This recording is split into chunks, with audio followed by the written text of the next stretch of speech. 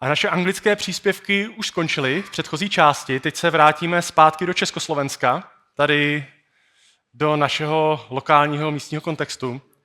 A budeme se opět bavit o zdravé půdě. A já bych si teď chtěl pozvat na takový mini panel dva poradce, jeden z nich je i agronom, kteří pomáhají českým a slovenským zemědělcům a hospodářům s přechodem na regenerativní praxi. Prosím na pódium Lubomíra Marhavého z Biopratexu a Tomáše Barana, šéfredaktora Naše Pole.sk. Dobrý den, pánové. Pánové, máte místo a mikrofon? Já vám ještě tady dám klikátko, protože vy máte s sebou i pár slajdů. Tak, kdo z vás bude klikat? Tak já do nás vzdálenější, takhle konec, ať vidíte na obrazovku. Dobrý deň, prajem. Ďakujeme za pozvanie. Dobrý deň. Takže Lubomír Marhavý a Tomáš Baran. Pánové, vy máte spoustu poradenské praxe za sebou, ale teď v nedávné době jste v rámci programu EIT Food spolupracovali s 18 hospodáři, zemědělci v České republice a s 18 na Slovensku a pomáhali jste jim s přechodem na regenerativní praxi. Možná taková otázka na start, ten výkop. Jak se to daří? Jde to, dře to a případně, co jste tam pozorovali za nejzajímavější věci, jaká máte data? Tak kdo se toho chopí první? Pán Marhavý. Tak skúsim ja. Začneme teda Českou republikou, aj keď to možno bude zvláštne znieť, že po slovensky za Českú republiku. A ide to skvele. Akože ani sám som neočakával, že to pôjde tak dobre. A našťastie sa do projektu zapojilo a spoločnosť Carbonek v rámci toho, že manažovala ten projekt v Českej republike, a vybrala ľudí, ktorí reagovali veľmi dobre. A v krátkom období proste si osvojili veľa z tých regeneratívnych princípov a myslím si, že vlastne už po tých opakovaných ročníkoch sám som mohol pozorovať nadšenie u tých ľudí, ktorí si všimli, že vlastne dá sa to robiť inak a že napriek tomu, že sú s tým samozrejme spojené nejaké komplikácie, tak veľmi rýchlo pochopili, že tá cesta, na ktorú nastúpili, je pre nich cestou do budúcnosti. Vidím to veľmi podobne, aj keď teda ja sa vyjadrím za tú slovenskú časť. Už nejaké roky sledujem to regeneratívne hnutie, či už na Slovensku, alebo v Čechách. A dá sa dneska určite konštatovať, že ten trend je dobrý.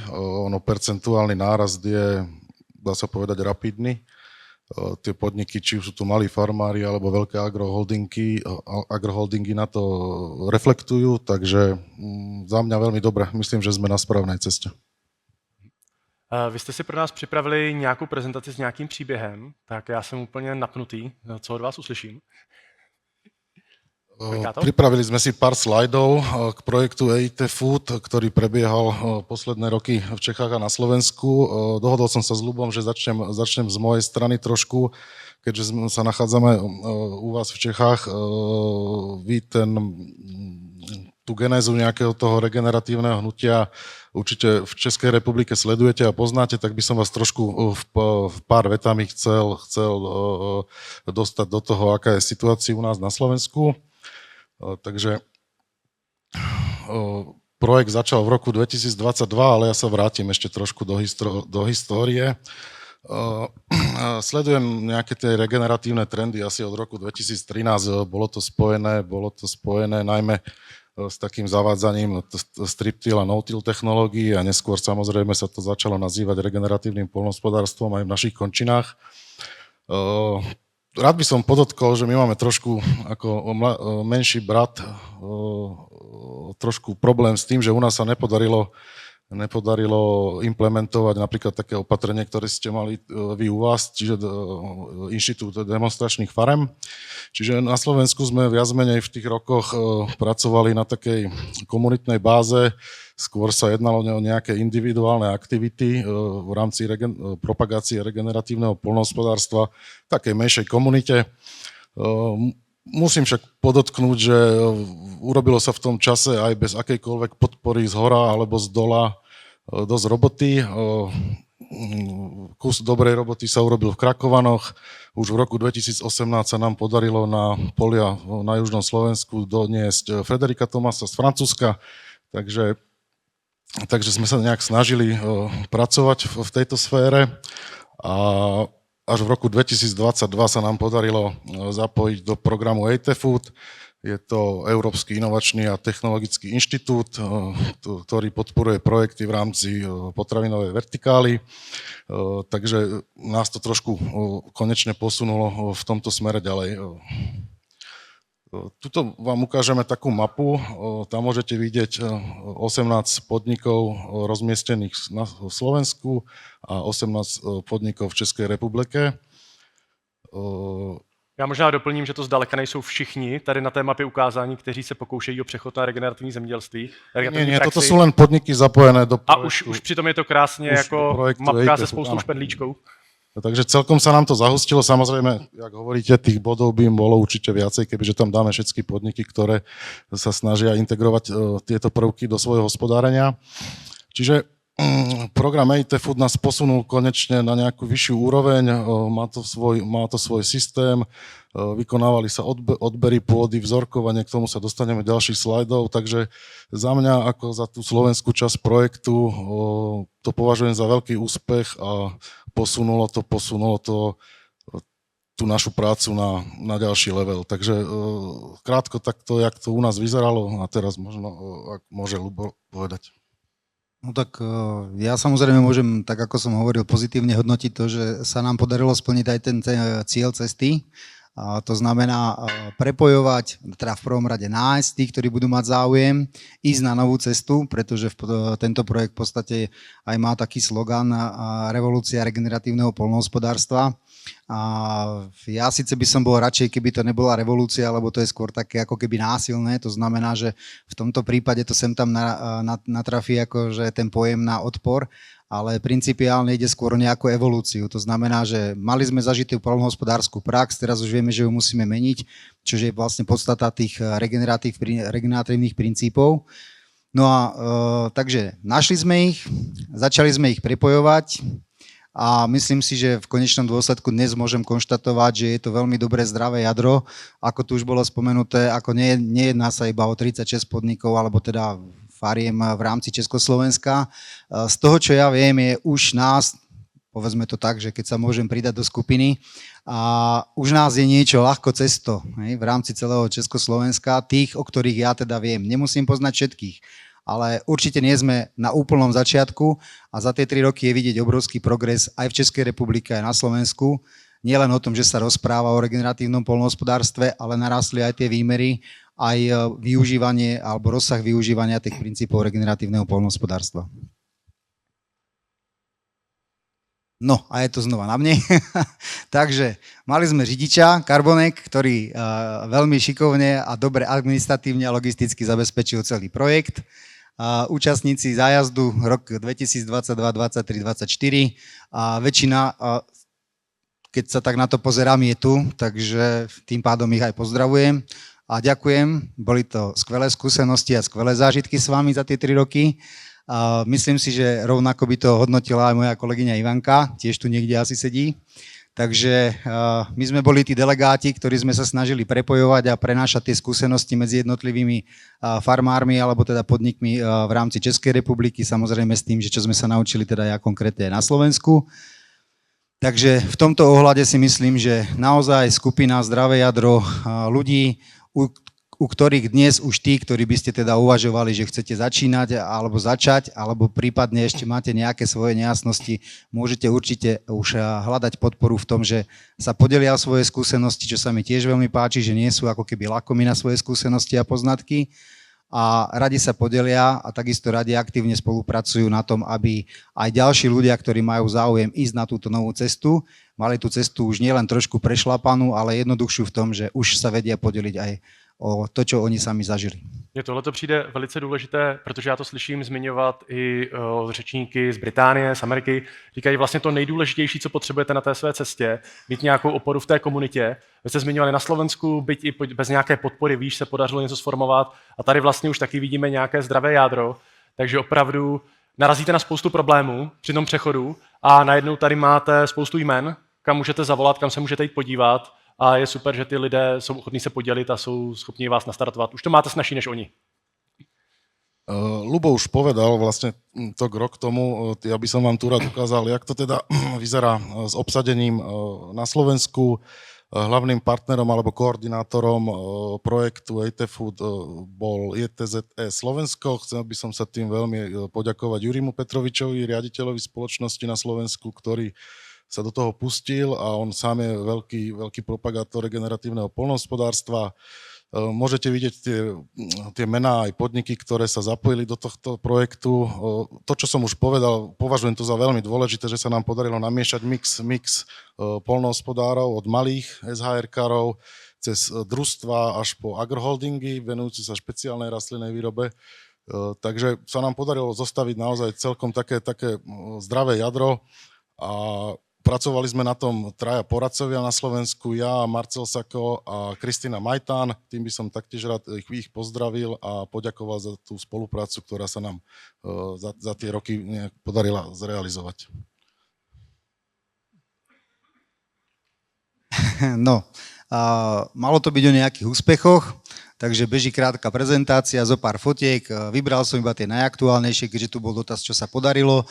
Sú tam fotky od niektorých, ktorí povedzme sú 2., 3. rokom v programe. Sú tam fotky od takých, ktorí to začali robiť prvýkrát, ale tento rok na jeseň všetci, a to musím povedať unisomo u každého, kde sme spolu s kolegyňou z Ivankou boli na návšteve. Krásne medziplodiny, jednoznačne kombinované systémy aj v rámci pestovania. Tiež sa mi páčilo, teda dal som tam aj fotku, že sa robia aktivity, napríklad DVP Agro robilo veľa aj prezentačných aktivít. Viem, že aj spoločnosť Carbonex s niektorými partnermi z tohto programu už vlastne robili dní pola. Predpokladám, že v tejto dobrej aktivite budú pokračovať. Takže posledné 2 zábery boli tí, ktorí vlastne začínajú s regeneratívnou pastvou, takže začínajú sa pridávať ľudia aj nielen z hľadiska regeneratívnych postupov na ornej pôde, ale aj na pasienkoch alebo teda trvalých trávnych porastoch. Tomu slovenskému príbehu si dovolím tiež pár fotografií, ale budú skôr takéhoto spoločenského rázu. Pre nás bolo hlavne dôležité to, že sa podarila tá komunita nejak zoceliť, podarilo sa urobiť množstvo polných dní, podarilo sa urobiť množstvo prezentácií, seminárov a doniesť zaujímavých zahraničných hostí, ktorí nám povedali niečo k problematike. Takže toto bol hlavný posun za nás. Na druhej strane aj som rád, že to bolo z hľadiska tej organizačnej štruktúry na Slovensku, to bolo vždy trošku tak ortodoxne agronomické, takže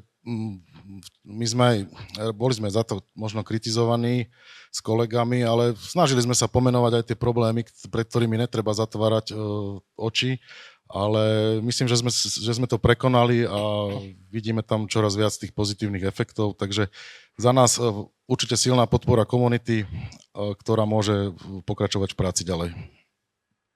A ešte keď môžem dodať, tak aj výmena skúseností so zahraničnými účastníkmi. Toto je konkrétne záber, keď bol na návšteve nielen teda ako predtým v Českej republike, tak aj na Slovensku Michal Dragančuk a Steve Townsend. To znamená, že podobne ako na tejto konferencii už aj v zahraničí vedia, že sa o niečo snažíme.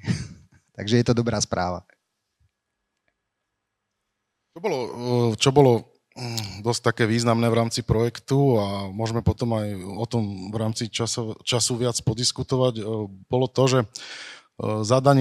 projektovým zadaním bolo vzorkovanie, celkom intenzívne vzorkovanie pôd na zapojených podnikoch. Robili sa tam klasické chemické analýzy, ale aj tá inovatívnosť bola v tom, že my sme sa tam prvýkrát mohli stretnúť a ošahať si monitoring mikrobiálnej aktivite v pôde, čo sa vykonávalo prostredníctvom technológie Biotrex. Je to japonská technológia, môžeme si potom k tomu povedať viacej.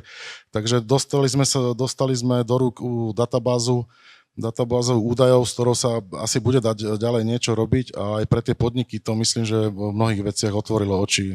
Luboš. Tak ja by som k tomu asi dodal toľko, že tie rozbory neboli síce úplne od začiatku, ale momentálne predpokladám, že ak sa ešte bude pokračovať, tak samozrejme môžeme sledovať aj ďalšie zmeny. A za mňa, čo som teda, keďže mám, alebo s kolegyňou s Ivankou sme riešili hlavne Českú republiku, tak tam môžem povedať, že nikdy nebol zásadný problém z hľadiska rozborov, či už sa to týkalo vlastne tých chemických rozborov pôdy.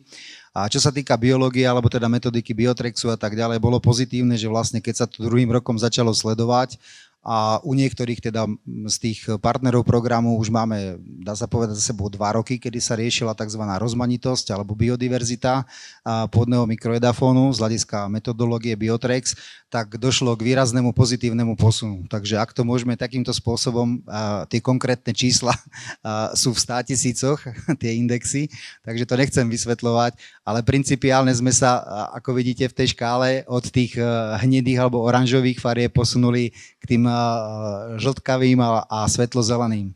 Takže podobne viem, že teda bolo aj na Slovensku, plus teda pozitívum tohto teda roku 2024 bolo to, že vlastne tie rozbory z hľadiska mikrobiálnej aktivity v pôde boli doplnené ešte aj o druhovú rozmanitosť a nejakú keby stabilitu tej biodiverzity v pôde. Takže dostali sme podrobnejšie rozbory, zúčastnení samozrejme dostali aj informácie k tomu, aby vedeli, že jak by som to povedal, tá cesta, na ktorú sa vydali, lebo nie je to o tom, aby sme si porovnávali stále iba nejaké čísla, ale potrebujete mať vždycky pre nejaké uistenie sa, že robíte niečo dobre, nejakú informáciu, tak na základe týchto biologických rozborov je možné povedať, že u každého z tých účastníkov došlo k pozitívnemu posunu. Takže majú svoje potvrdenie, že cesta, ktorou sa vydali, je správna a že to funguje. Já bych možná, pánové, tady poprosil, tohle je skvělý, že máme jako hezký obecný příběh, jestli byste mohli vzít nějakých pár konkrétních příkladů nám říct. Já si dokážu představit, někdo by mohl namít, no jo, tak vy tady povídáte o té regenerativní praxi a tak dále, ale jako reálně jsou nějaký konkrétní data, které nám ukazujou, a vy říkáte ano, že se jako posouváme, kromě toho, že teda mám pěknou fotku s meziplodinama, dobrý, vidím krávy, jakože někdo vyhnal do meziplodiny, taky dobrý, jo? Ale pak já bych třeba očekával třeba posun do více jako od mikrobiálně dominovaný do nějaký více, že je tam více hub třeba na tom biologickém rozboru. Nebo bych se ptal, jako byli jste schopni naměřit, že se třeba někomu povedlo správně srovnat poměr uhlíku a dusíku, aby to dobře fungovalo. Nějaké konkrétní věci, které se tam naměřily a ty lidi si mohli říct, jo, to je super, to se zlepšilo? Najprv by som možno trošku pár vetami, čo ten Biotrex je. Je to analýza mikrobiálnej aktivity a diverzity, ktorá spočíva v rozklade metabolitov v tzv. Mikrotitračných bunkách, čo vidíte na tom obrázočku. Takže nám to stanovuje aktivitu, ale aj diverzitu mikroorganizmov v pôde. Tu môžete vidieť nejaké konkrétne výsledky slovenského a českého Biotrexu.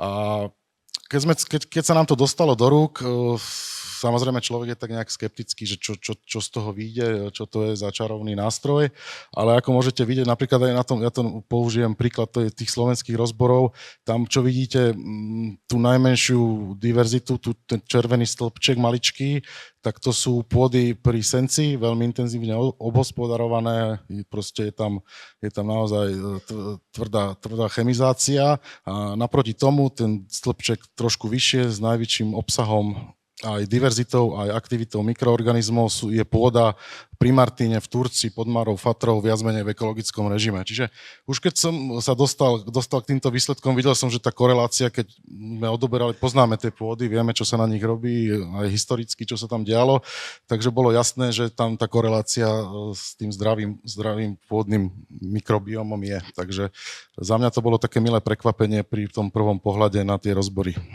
Měli jste pocit, že se to vázalo na nějakou konkrétní praxi, nebo že něco vlastně jako v prvním kroce, že třeba byste mohli říct, plácnu, ale ty, co udělali v prvním roce toto, tak se zdálo, že jim to posunulo sloupečkem nějaký mikrobiální aktivity? Něco takového jste tam našli? To sa dostaneme v ďalšom slajde.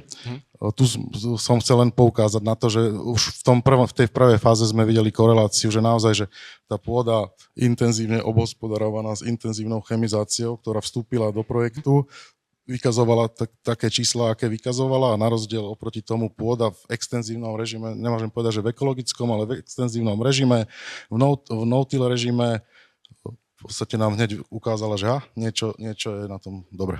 Ja by som k tomu dodal asi toľko, tak GDPR nám to nedovoluje, ale na tú otázku zatiaľ úplne exaktné čísla na všetko, pretože máme za sebou v podstate, aj čo sa týka Biotrexu, iba 2-ročnú radu a takýto zoznam sme dostali v podstate k dispozícii len v minulom roku. Takže nie sú tam konkrétne menovaní, ale keby ten zoznam bol v predchádzajúcom roku 2023 teda, tak už tam je vidieť, lebo my vieme a videli sme tie výsledky, ten posun z hľadiska tej škály farebnej, že sme sa dostali už cez tie priemerné hodnoty k tým lepším hodnotám, pretože začínali sme u väčšiny ľudí v podstate v tých ako keby horších alebo podpriemerných číslach.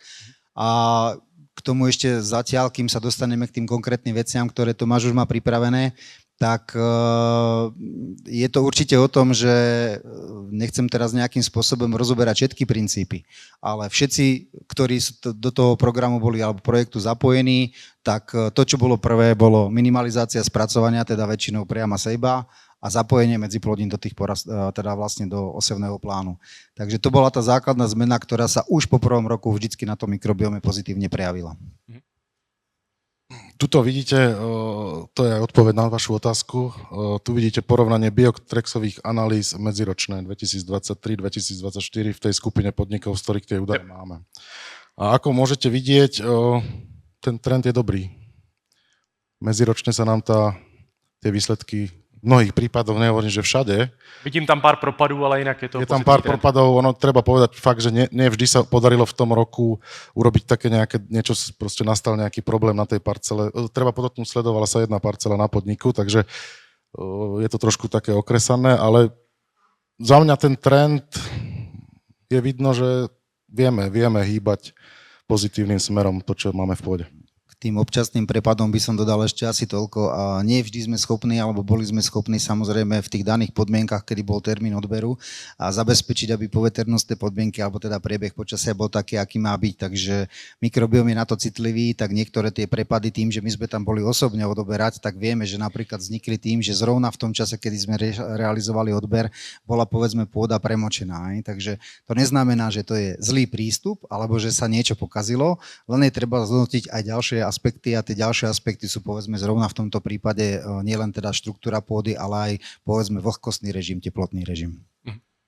Potvrdzuje to proste to, že pracujeme s živým organizmom, takže nemôžeme očakávať nejaké lineárne zmeny. V rámci projektu sa teda realizovalo aj celkom široké chemické a fyzikálno-chemické rozbory pôdy. Ja som si tuto vytiahol len dva také grafy, nechcem vás tým zaťažovať. Ja sa snažím navnímať Albrechtové učenie výživy pôd a hnojenia, takže som veľmi rád, že sa nám podarilo v rámci tých rozborov sa zamerať trošku aj na kationovú výmennú kapacitu, ktorá sa v ostatných rokoch v tej agronomickej praxi posúvala tak do úzadia. Takže ako môžete vidieť, niektoré pôdy majú naozaj tá hranica 10 cmol na kilogram. To je taká hraničná. Kolega v Anglicku, myslím, teraz prezentoval, že má hodnotu 23, takže môžete si to tak porovnať. Aj tieto údaje nám poskytli nejakú predstavu o tom, na čo by sme sa mali v budúcnosti zamerať a že nebude to len o dusíku, ale bude to o takej celkovej vitalite tých našich pôd. Ja k tomu chcem dodať už len toľko, že aj v rámci tých chemických analýz, keďže toto nemala byť prednáška o tom, že budeme si rozoberať jednotlivé parametre, ale napríklad skúsenosť Českej republiky v tom, že ani z hľadiska zásobenosti živinami žiadna z tých vzoriek nejakým spôsobom zásadne neprepadla. A napriek tomu, že napríklad niektoré vzorky sa nejakým spôsobom vykazovali, že teda majú povedzme mierne kyslú reakciu, z pohľadu aj kationovej výmenej kapacity a bázických iónov vápniku tam bolo dostatočne. Takže to sú skôr potom také ďalšie otázky, ktoré sa týkajú skôr nejakej metodiky, pretože chemické rozbory sú konvenčné rozbory, sú štandardne postavené na tom, aké je minerálne zloženie pôdy. A my v rámci regeneratívnych postupov sa snažíme zlepšiť samozrejme aj tú organickú zložku, to znamená aj organickú časť. a snažíme sa, aby sme zvýšili obsah humusových látok, teda v minulosti nazývaných, teraz dnes je to pôdna organická hmota. Takže napríklad v tej kationovej výmenej kapacite ešte nie sú hodnoty, ktoré by zlepšovali ďaleko viac napríklad také fulvokyseliny alebo huminové kyseliny. Ale k tomu sa snáď časom dopracujeme, že budeme mať aj nejakého partnera na tieto laboratórne rozbory, ktorý bude aj túto organickú časť alebo biologickú časť týchto parametrov, ktoré sledujeme, nejakým spôsobom monitorovať a vyhodnocovať. Tu som si dovolil, možno nie všetci sledujete nejaké naše kanály, tak som si dovolil, samozrejme v rámci projektu sme vypustili do sveta nejaké audiovizuálne záznamy, ktoré by vás možno mohli zaujímať. Ak vás to zaujíma, tu som vám dal QR kód, takže nájdete tam nejaké videá, zaujímavé prezentácie. Myslím, že to stojí za zhliadnutie. Tí, ktorí nepoznajú tieto naše slovenské mediálne kanály. No a české kanály tie nájdete na www.carbonek.cz, takže všetky zdroje, ktoré sa týkali projektu, samozrejme spústa ďalších, ktoré spoločnosť Carbonek spracováva nielen s tými, ktorí sú účastníci projektu, ale aj s ostatnými záujemcami o veci, ktoré sa týkajú regeneratívneho poľnohospodárstva, určite nájdete na ich stránkach.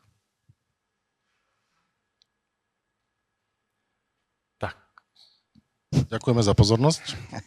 No, ďakujeme za pozornosť. Ja som si dovolil ešte taký malý výstup pred tým, ako príde, alebo teda chcem si dovoliť taký malý príspevok k tomu. Ti, ktorí majú výsadu vedieť, musí jednať. Toto som už používal veľakrát, aj spolu s kolegyňou v prednáškach, alebo teda na prezentáciách, ale ešte minulý rok som bol presvedčený, že sa to týka iba mňa a kolegyne Ivanky Šindelkovej ako ambasadorov zdravej pôdy, až kým som si vlastne neuvedomil, že tým, že prezentujeme princípy regeneratívneho, niekedy výsledky a tak ďalej, takže vlastne tým, že ich niekomu odkážeme, tak už je to aj jeho zodpovednosť, pretože už dostali informáciu, že vieme to robiť inak a lepšie, s ohľadom na to, aby sme tu vytrvali aj v budúcnosti. Ale ešte stále si myslím, že aktivity napríklad tých ľudí, o ktorých sme dneska spomínali, že sú zapojení do toho projektu, ako aj všetkých ostatných, ktorí v projekte neboli, ale už začali regeneratívne poľnohospodárstvo, tak práve s ohľadom na to, že je to veľmi dôležitá vec celkovo pre zachovanie nás na tejto planete, myslím ako ľudí, by som si chcel dovoliť, a to si skúsim teda trošku pripomenúť, kedy si som prezentoval, dúfam, že nebude vadiť, že budem sedieť, ale necítim sa až tak komfortne. Nedávno som videl veľmi zaujímavý dokument ohľadne toho, že kde je problém a prečo máme niekedy problém aj s príjmaním tých vecí ohľadne regeneratívneho poľnohospodárstva. A to je nejaký konflikt medzi prírodou, ako matkou prírodou, a našou kultúrou, civilizáciou. A keby to niekoho zaujímalo, tak je to dokument, ktorý teda je natočený, alebo teda tam riešil ho ako autor pán profesor Jozef Šmajs z Masarykovej univerzity, volá sa to Válka se zemí. Je to trošku filozoficky poňaté, ale kto chce pochopiť, prečo je regeneratívne poľnohospodárstvo do budúcna dôležité, tak to určite pochopí. No a v tom dokumente zrovna z Českej republiky opäť bola krásna taká myšlienka od vášho prozaika v minulosti spred 100 rokov. Ten prozaik sa volal Viktor Dyk, nie Vojtech, ten je teraz, ale Viktor Dyk. A ja by som si teda dovolil v krátkosti, akože ak to zvládnem, tú jeho krátku ako keby báseň povedať. Hej. No, a teraz mi to vypadlo. Momentík, sekundičku, ja si to pripomeniem a hneď to pôjde. Takže odkedy som kedysi prezentoval, tak, alebo teda recitoval, tak som to zabudol. Áno, no dobre. Takže Vojtech Dyk, Viktor Dyk. Je možné kletý čin vykonať viedomky? Sobě si zradiť moh, ale své potomky. Dokavat dýchal si, proces vzdal.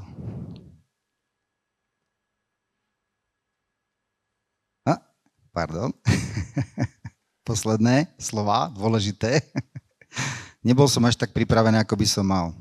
Čeho sa zbál? A tým by som asi chcel ukončiť. A všetkých, ako ste tu, vás poprosím o jednu vec.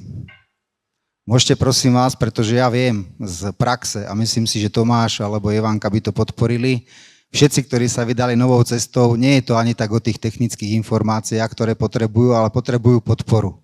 Takže moje záverečné slovo a prosba na vás. Prosím vás, jeden energický potlesk, aby všetci tí, ktorí to už začali, a prípadne tí, ktorí chcú začať s regeneratívnymi postupmi v poľnohospodárstve, boli motivovaní a prestali sa báť.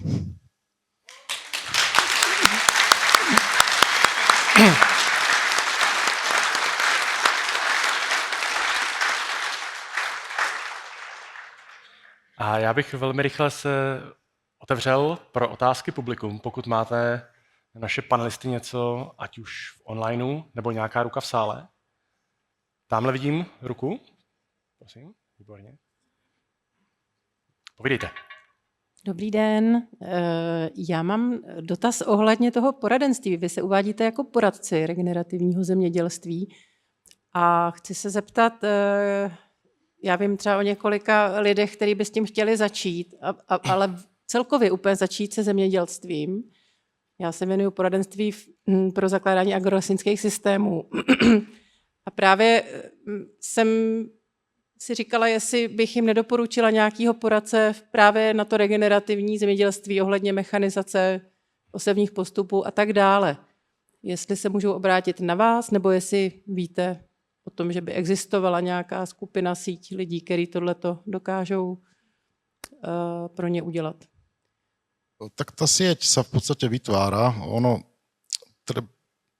Treba na to skúsenosti. Nemôžeme si tu nejak namýšľať, že teraz tu vytvoríme nejakých poradcov, aj keď niektoré opatrenia aj v rámci spoločnej poľnohospodárskej politiky sa k tomu snažia, že vyrobíme poradcov. Takže myslím, že to chce skúsenosti a asi tá najlepšia cesta je tá komunitná cesta, podľa mňa, momentálne. Ani za seba, možno ani za kolegov, ak by som si dovolil povedať, nemyslím si, že sme ešte na základe tých x ročných skúseností tak podkutí, aby sme sa mohli pustiť do nejakej, samozrejme, tak dopoviem, aby sme sa mohli pustiť do nejakej naozaj poradenskej činnosti, ktorá sa využíva v prípade pesticídov, hnojenia, kde sú nejaké tie dáta exaktné. Každý podnik, aj to sme zistili v rámci projektu, že každý podnik je taký samostatný živý organizmus, takže samozrejme, každý naberáme každoročne nové a nové skúsenosti. Myslím, že profesne rastieme spolu s poľnohospodármi, s ktorými komunikujeme, takže za mňa asi takáto odpoveď. Samozrejme, určite poradiť sa dá, radi poradíme, aj nezištne. Takže tak, Ľubo možno má na to iný názor. No, možno niektorí nezištne, niektorí zištne. A za mňa určite závisí od toho, kde sú. A keď sú to niektorí na Slovensku, tak Tomáš si myslím, že určite, bez problémov a ja prípadne tiež, aj keď momentálne sa dosť často vyskytujem v Českej republike, takže ja nie som, povedzme, v Čechách ako certifikovaný poradca. A mám nejaké svoje skúsenosti, našťastie už ako začal som sa tomu venovať skôr, nevolalo sa to regeneratívne poľnohospodárstvo, ale venoval som sa pôde, a už predtým aj revitalizácii pôdy a tak ďalej, takže myslím si, že áno, určite vieme niektorým, ktorí chcú akože bez problémov poradiť, ale tu by som asi nadviazal na to, čo povedal aj Tomáš. Jedna vec je mať nejaké svoje poznatky, dnes je veľa takých ľudí, musím to tak trošku kriticky povedať, ktorí si pozrú video a hneď vedia presne všetko, ako majú robiť, ale chýbajú tam práve tie skúsenosti, o ktorých Tomáš hovoril. A to je vec, ktorá ako ja osobne si viem predstaviť a mám už teda nejaké skúsenosti, neviem všetko. Otvorene sa priznám, že veľa vecí sa učím priamo s tými partnermi, či už to bolo v rámci EIT Food projektu. Výhoda je to, že teda tých pozemkov, tých podnikov, pôdno-klimatických podmienok, typov pôd, tým, že cestujem a robíme to vlastne plošne, mám viacej, pretože každý z týchto ľudí, ktorí to napríklad riešia u seba, má v prvom rade poznatky v jeho pôdno-klimatických podmienkach, ale už ťažko sa mu zrovnáva, ako by to mohlo byť niekde inde.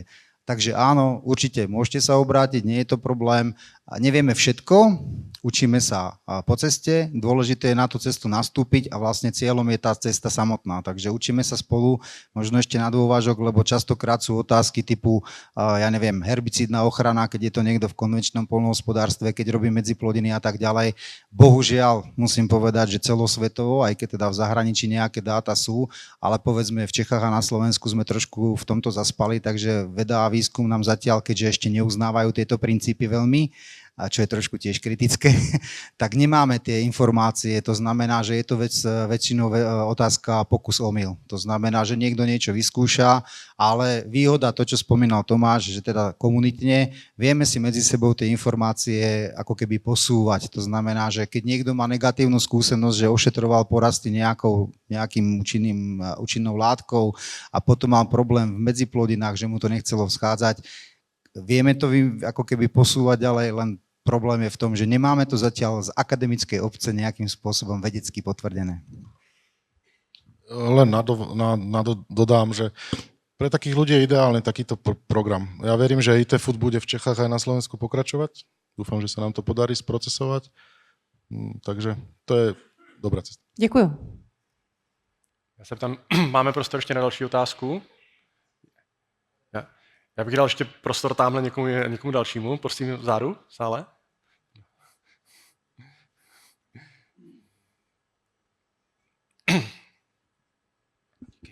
Dobrý den, Ondřej Souček z Nymburska, tady z České republiky.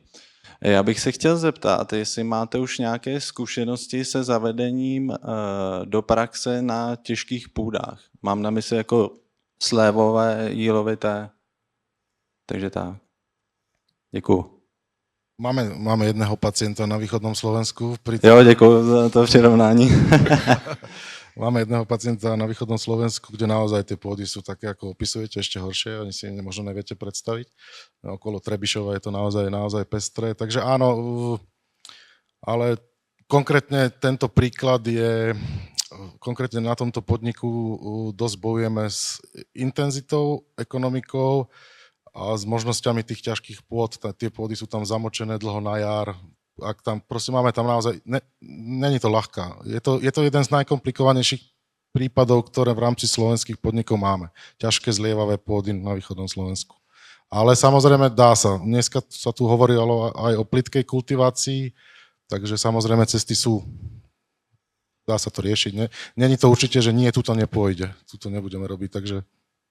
Ja by som to doplnil lokálne. Aj v Českej republike sú ľudia, ktorí povedzme začali a je tam vidieť povedzme za 2 roky dosť veľký posun. A za mňa stále hovorím, nedá sa paušalizovať, dá sa to riešiť v tých daných podnoklimatických podmienkach. Regeneratívne poľnohospodárstvo alebo tie princípy sú skvelé aj v tom, že človek môže byť tvorivý.